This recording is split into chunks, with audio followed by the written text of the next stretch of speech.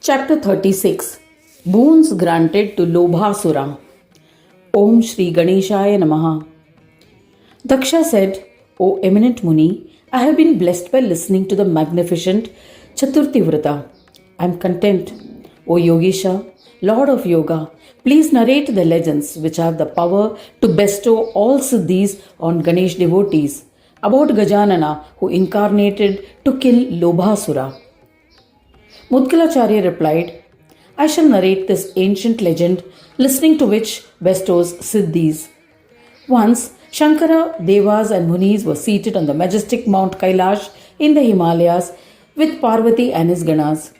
At that time, Kuber, the grandson of Pulastya, arrived carrying with him the treasures of Devas. After doing namaskar to Shiva and Parvati, he stood before them with all humility. He humbly served Shankara by fanning him with chauris. At that time, he accidentally noticed the incredibly beautiful Parvati. She was the form of Maya and Shakti. He was infatuated and leered at her lustfully. Parvati was filled with wrath when she noticed the Lord of Wealth ogling at her. With her powers, she burned the lustful eye. He felt remorse. Unfortunately, at that moment, his semen fell on the ground. A handsome son was born. Kubera was ashamed. He paid his respects to Maheshwari. He restrained himself and sang praise of Parvati. Shankara tried to pacify Jagadamba.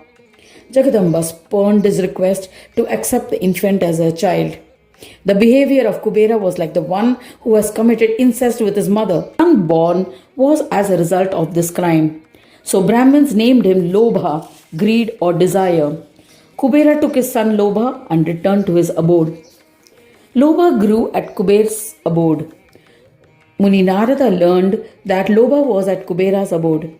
Playing on his veena, Narada went to Patal Loka. Narada was visiting Patal to be in the proximity of Danava Tarasura, who had been defeated by Indra and banished to Patal Loka. Narada wanted to meet his well-wisher. In Patal Loka, Narada met Tara. Seeing Narada, the son of Brahma, Tara prostrated before him and paid his respects. The Danava asked him for advice. Tara asked, Indra had defeated me.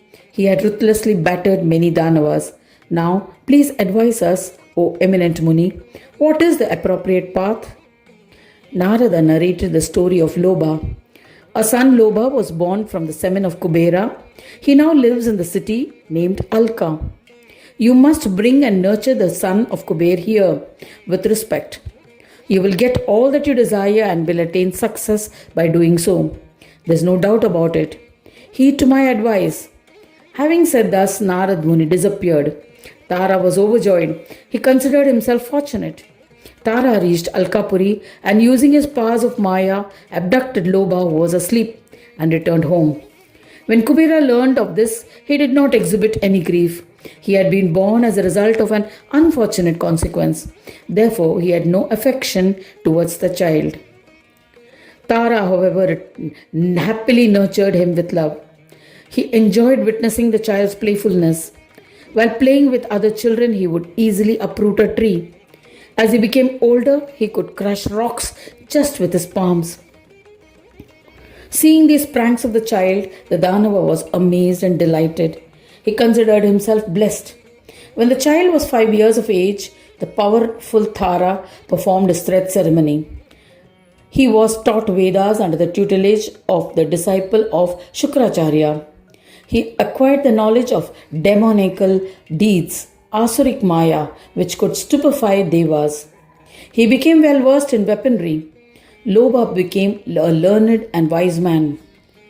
After bowing to the eminent omniscient Guru Shukracharya, he inquired about the knowledge that grants success in all deeds. So the Mahamuni imparted the knowledge of the 5-syllabled Panchakshara mantra of Shiva. Lobha went to a forest. He meditated on Shiva and chanted the mantra without taking any food. He observed the path of Shaivism with devotion. He smeared sacred ash on his body. He tried to please Shiva, the one who grants fulfillment of all desires. He performed penance in this manner for several years. An anthill formed on his body. After 1,000 heavenly years, Shiva was pleased with his austerities and manifested along with Parvati to grant him a boon. Lobha, however, was not aware of their presence as he was in deep meditation. Shambhu sprinkled water on him. Lobha awoke from his meditation and seeing Shankara, he stood up and was overjoyed. He extolled him. He said, "My birth, penance, parents' knowledge, and others have all been blessed with your darshan.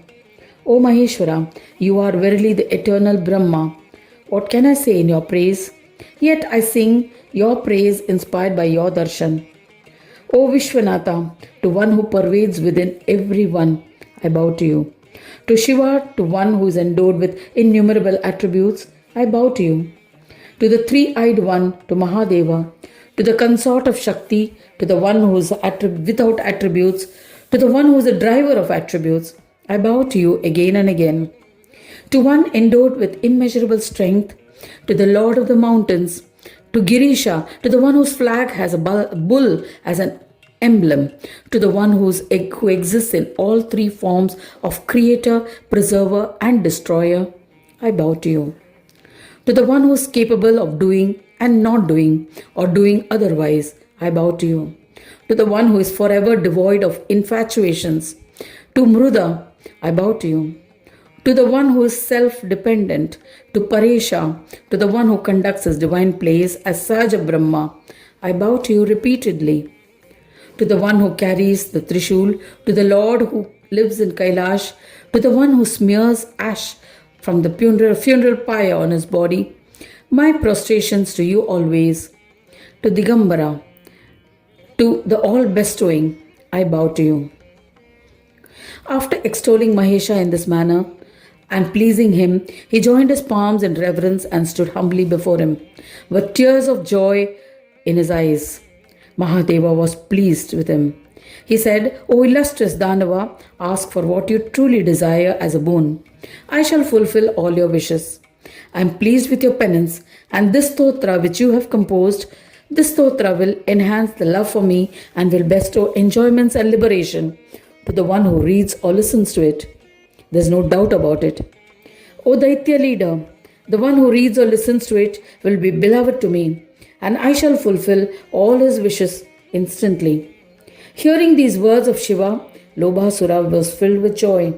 His eyes sparkled with devotion. He asked with humility and devotion, "O Lord, if you are pleased and desirous of granting me a boon, then grant me steadfast devotion. Grant me sovereignty over the entire Brahmand. Grant me prosperity, good health, and fulfillment of all my wishes by your grace. O merciful one, grant that I will not face death at the hands of anyone who is endowed with speech and mind. Grant me everlasting happiness." Hearing the words of Lobhasura, Shiva was astonished, but being bound by his penance, he said Tathastu. Shiva disappeared and returned to Kailash. Lobhasura happily returned to his house. Thus ends the 36th chapter titled Boons Granted to Lobhasura. In the fourth khanda of the Purana Upanishad, Shriman Mudgal Puran describing the legends of Gajanana, dedicated to Sri Gajanana. End of chapter 36.